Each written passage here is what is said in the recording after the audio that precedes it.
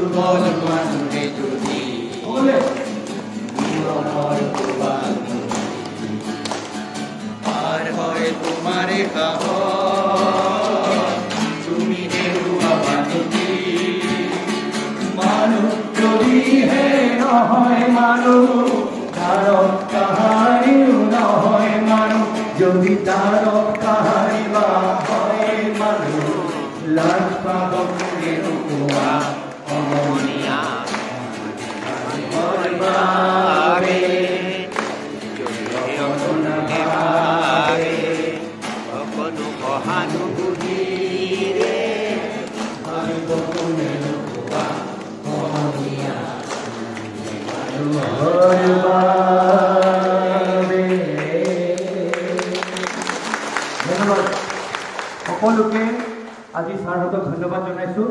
কলাগড় শৰাই আদি ইয়াৰ পৰাই আমি জনাইছোঁ।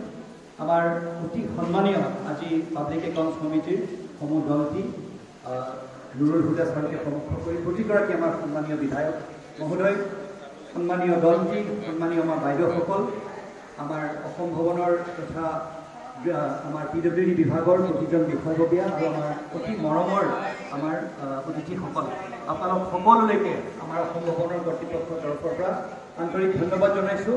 আৰু সকলোৰে হৈ ঈশ্বৰৰ ওচৰতে প্ৰাৰ্থনা কৰিছোঁ যাতে যি মনোকামনা লৈ আমাৰ অতিথিসকল মুম্বাইলৈ আহিছে, আপোনালোকৰ সকলোৰে মনোকামনা যাতে পূৰ্ণ হওক। ইয়াকে কৈ ছাৰহঁতক পুনৰবাৰ ধন্যবাদ জনাই আজিৰ এই সভাখন ইয়াতে সামৰণি মাৰিছোঁ। এতিয়া ছাৰহঁত ৰুমে ৰুমে যাব, পৰিদৰ্শন কৰিব আৰু সেইকাৰণে চাহ একাপ খাই উঠি আপোনালোকে এতিয়া চাহ একাপ খাব, খাই পেলাই আপোনালোকে নিজৰ ৰুমলৈ যাব। অলপ দেৰি পিছত ছাৰহঁত আপোনালোকৰ ৰুমলৈ আহিব।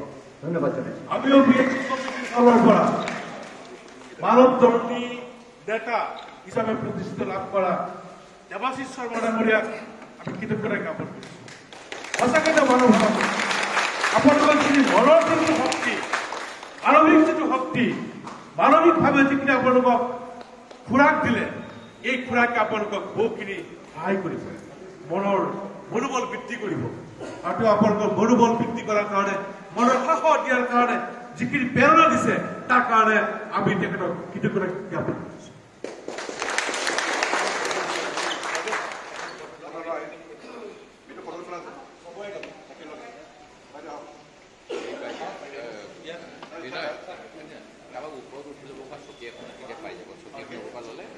আমি কিয় থাকিলে চবেই পাই যাব।